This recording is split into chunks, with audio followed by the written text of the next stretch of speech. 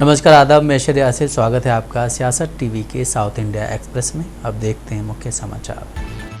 BRS नेता के कविता शराब नीति घोटाले मामले को लेकर ईडी के सामने पेश हुई। ईडी के कविता से जिस मोबाइल के बारे में जानना चाहती थी, आज वो उसे लेकर ईडी दफ्तर पहुंची हैं। आरोप है कि शराब नीति घोटाले के दौरान के कविता ने 10 मोबाइल फोन को बदला था, जिसके बारे में लगातार ईडी जानने का प्रयास कर रही थी। हालांकि के कविता ने ईडी को चिट्ठी लिखकर जवाब दिया कि जिस तरह से एजेंसी ने चार्जशीट में फोन को तोड़ने या गायब करने के आरोप लगाए हैं वो गलत हैं। उन्होंने ये भी कहा कि एजेंसी ने कभी भी उनसे फोन के बारे में या नोटिस देकर जानकारी नहीं मांगी। मार्च में पहली बार ईडी का नोटिस आया था, जिसके बाद वो जांच में शामिल हुई और मांगे जाने पर इस्तेमाल किए गए फोन को वो ईडी के सामने लेकर गई। इससे पहले कल यानी 20 मार्च को भी एजेंसी ने के कविता से करीब 10.5 घंटे तक लंबी पूछताछ की थी।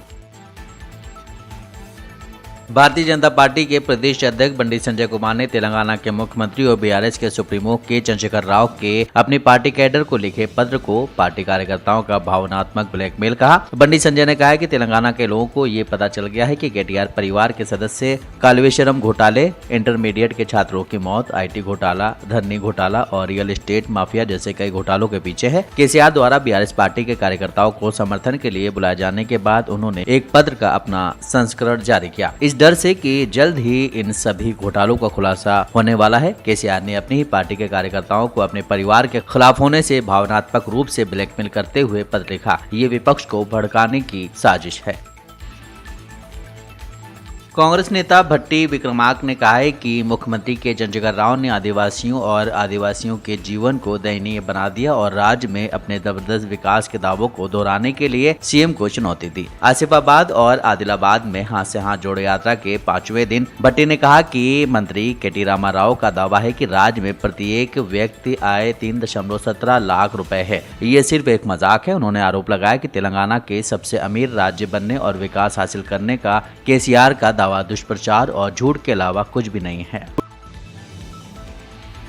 आंध्र प्रदेश विधानसभा में राजनीतिक दलों में गर्मा गर्मी इस कदर बढ़ गई कि बात हाथापाई पर आ पहुंची। ये वाकया तब हुआ जब राजनीतिक दल सार्वजनिक सभाओं को प्रतिबंधित करने वाले जियो नंबर 1 पर तर्क दे रहे थे। इस दौरान वाईएसआरसीपी के एक विधायक को टीडीपी और सत्ताधारी दल के बीच हाथापाई में चोट लग गई। दरअसल विरोध के दौरान टीडीपी विधायकों ने स्पीकर के पोडियम को घेरा और उसके ऊपर चढ़ गए, कागज के फटे टुकड़े फेंके और तख्तियां उठा लीं। वाईएसआरसीपी के विधायक स्पीकर तमिनैनी सीताराम के बचाव में कूद पड़े और देखते ही देखते मामला हिंसक हो गया। वाईएसआरसीपी के विधायक TGR सुधाकर बाबू इस पूरे घटनाक्रम में घायल हो गए। घटना के बाद अध्यक्ष ने सदन की कार्रवाई को बाधित करने के लिए टीडीपी के 11 विधायकों को निलंबित कर दिया।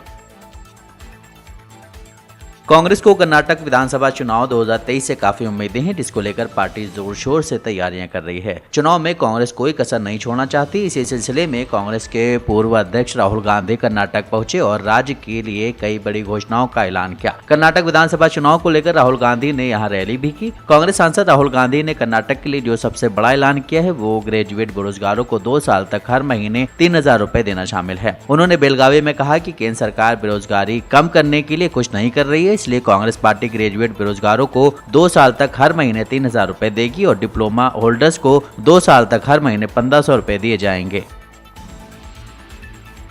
कन्नड़ फिल्म एक्टर चेतन कुमार किसी अलग पहचान के मोहताज नहीं है। इस बीच चेतन कुमार को लेकर बड़ी खबर सामने आ रही। हिंदू धर्म के खिलाफ विवादित ट्वीट करने की वजह से चेतन कुमार को बेंगलुरु पुलिस ने अरेस्ट कर लिया है। वहीं आपको बता दें कि अपने ट्वीट में चेतन कुमार ने हिंदू धर्म के अस्तित्व को झूठा बताने की बात कही थी। दरअसल चेतन कुमार ने 20 मार्च सोमवार को अपने ऑफिशियल ट्विटर हैंडल पर हिंदू धर्म को लेकर विवादित ट्वीट किया है। चेतन ने अपने इस ट्वीट में उन पहलुओं को पॉइंट आउट किया है जिसके चलते वो हिंदुत्व को झूठ पर टिका हुआ होने का दावा कर रहे हैं। इस ट्वीट में चेतन कुमार ने लिखा है कि हिंदुत्व पूरा झूठ पर बना हुआ है। सावरकर भारतीय राष्ट्र तब शुरू हुआ जब राम ने रावण को हराया और अयोध्या वापस लौटे। ये झूठ है। 1992 में बाबरी मस्जिद राम जन्मभूमि है, ये एक झूठ है। उरी गौड़ा नानजे गौड़ा टीपू के हत्यारे हैं, एक झूठ है। हिंदुत्व को सत्य से हराया जा सकता है, सत्य समानता है। हिंदू धर्म के खिलाफ इन विवादित बोल के चलते अब कन्नड़ फिल्म एक्टर चेतन कुमार को आज बेंगलुरु के शेषाद्रिपुरम पुलिस ने अरेस्ट कर लिया है।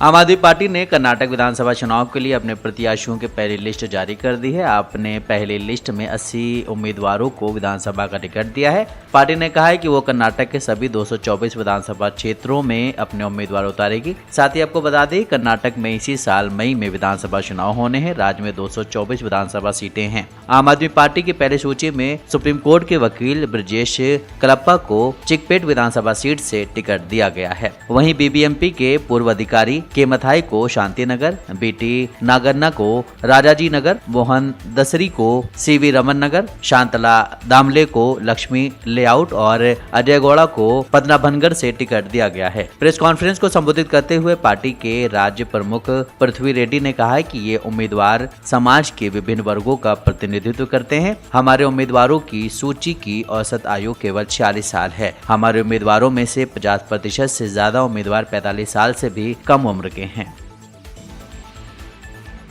केरल में बीजेपी और ईसाई समुदाय करीब आ रहे हैं। बीजेपी लगातार इस समुदाय पर फोकस कर रही है। साथ ही केरल के एक आर्क बिशप ने कहा है कि अगर बीजेपी किसानों के लिए काम करती है तो उन्हें चुनाव में जीत दिलाएंगे। आर्क बिशप के इस बयान पर राजनीति भी शुरू हो गई है। कन्नूर जिले में एक किसान रैली में रोमन कैथोलिक चर्च के आर्क बिशप जोसेफ ने कहा है कि अगर केंद्र सरकार किसानों से 300 रुपए के रेट पर रबर खरीदेगा तो हम बीजेपी को चुनाव में जीत दिलाएंगे। बीजेपी ने आर्क बिशप के बयान का स्वागत किया है। केंद्रीय मंत्री वी मुरलीधरन ने कहा है कि आर्क बिशप ने साफ कहा है कि बीजेपी उनके लिए अछूत नहीं है और चर्च किसी भी राजनीतिक दल को अछूत नहीं मानता। मुरलीधर ने कांग्रेस और सीपीएम पर निशाना साधते हुए कहा है कि इस बयान से उन्हें इतनी परेशानी क्यों हो रही, जबकि आर्क बिशप किसानों का मुद्दा रख रहे थे। साउथ इंडिया एक्सप्रेस यहीं समाप्त होता है। मुझे दें इजाज़त। बाकी खबरों के लिए आप बने रहें सियासत टीवी के साथ।